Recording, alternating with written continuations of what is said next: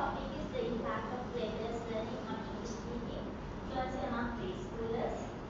So, according to the rationale, it basically play-based learning to enhance English speaking fluency among preschoolers centers on its alignment with the natural development tendencies of youngers.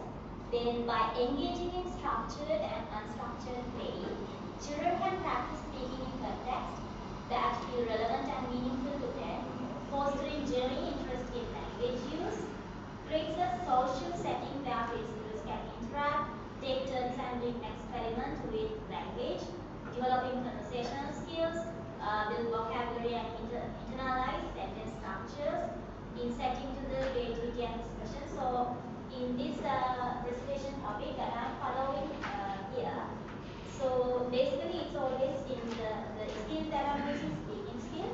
So the age rate that I'm using, that is the age rate that maximum to the learning development and the way that they have to learn in a process. So in research questions, so how does play-based learning impact the development of English speaking fluency in preschool children? Which roles do structured play activities play in improving vocabulary acquisition and sentence structure understanding among preschoolers learning English? How do unstructured play activities influence spontaneous language use and conversation skills in preschool age English learners? Because in play-based learning PBL activities, so they are having two methods, structured play and unstructured play.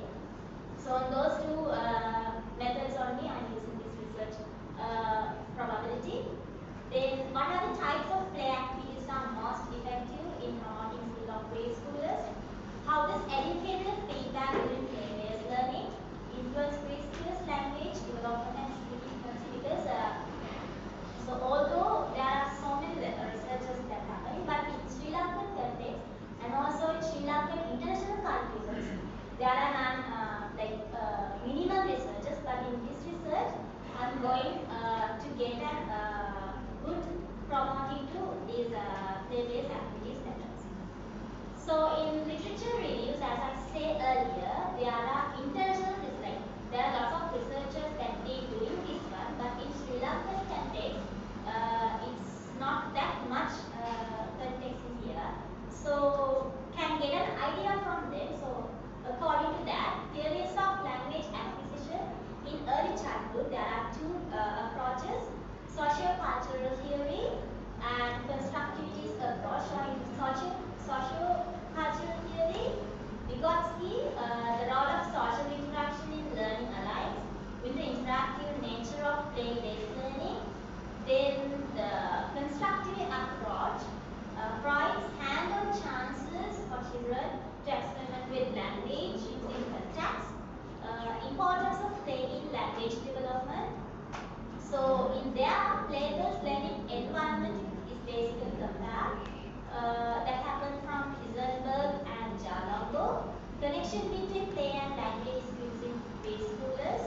So impact of structured play on language fluency, role playing and language using context as moral.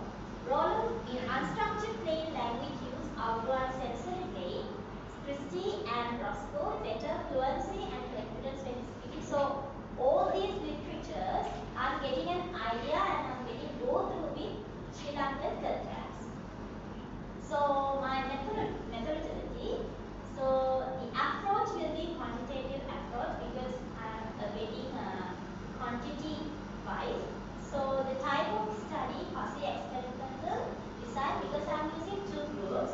So one will be control group and the other will be intervention group.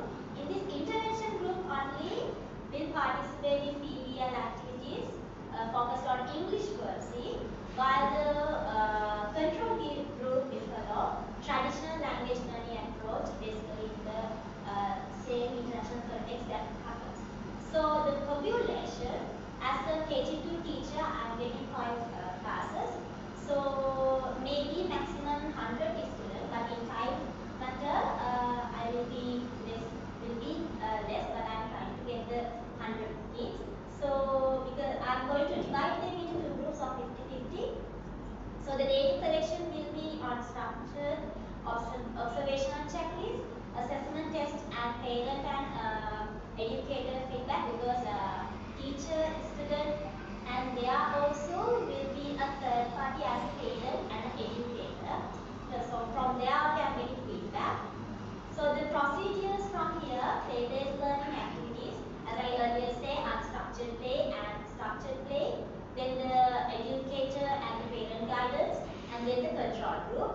The data analyzed will be quantitative analyzed, pre and post test comparisons, feedback converting in scales, checklist converting in variation. So as for the collaboration in a way to this research, there are several key points I'm using and I'm going to follow for my research until it finished off. So the engagement, motivation, contextual learning, social interaction, repetition and reinforcement, creative expression, feedback and guidance. So engagement and motivation, the age gap that I am going to use, that is the age state that kids mindset getting covered for the education, that means the learning concept. Then the context learning will be because the kids can't stay for 5 minutes in the same way, so they have to do the works in a different way and they are not robots. So as a teacher, we have to give a context type way to give a education procedure. So the social interaction means basically classroom is their study background, but to change their study level and to change their mindset, I have to come from out of the box, so I use the outdoor interaction, that is social interaction. So in the repetition and reinforcement, so from basically KG2 students, that means 4 to 5 years old, they gave the early recent classroom is KG1, that means 3 to 330 years old. So according to that their part, maybe the same international school will be there and maybe another different international school there, but in same context. So we are following international curriculum and Pearson and indexes. So according to that curriculum, literacy, as an example, literacy, numeracy, topic, session, study session, they are there. So we can't give everything in same way. We have to make differentiate for teaching method. So that's what I am using the repetition and reinforcement. Then the creativity has to be there because student might like to get creativity on their study. Then the feedback and guidance, as I always using. I need the feedback and I need the guidance. Then this will be my time plan. So planning and research finding with data analysis. I'm getting the October to February. So October, November, I'm using planning and finding and everything.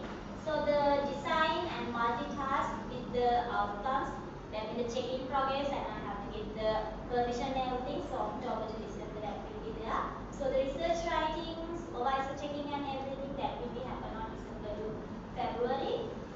Then the feedback and the processing, making correction and final presentation copy will be February. So these are the references I have used.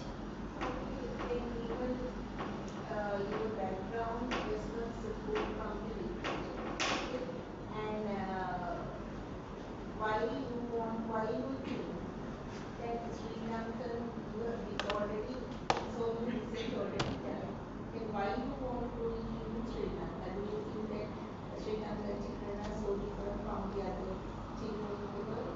No, because they are following the international curriculum. I want to make it make it different because we are following the international curriculum. So it's happening on the other international countries, but in Sri Lanka they are changing. So I need to make that change.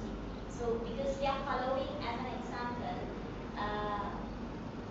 on this year only we are having to do the international context.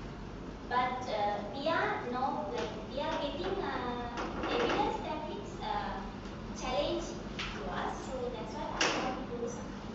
But the curriculum, everything may be changing.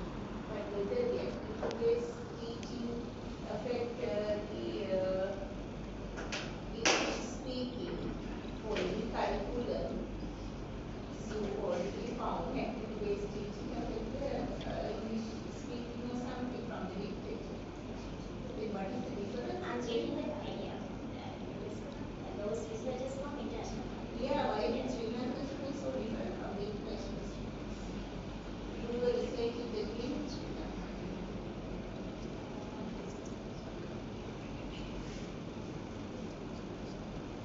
They tell you when you are there, I don't know why you want to do this research. No, it's better. Just go to your problem and go to your research question. Okay.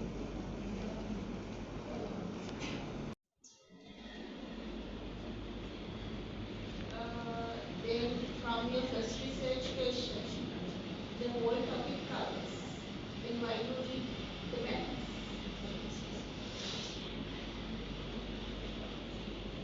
Your research topic you can cover from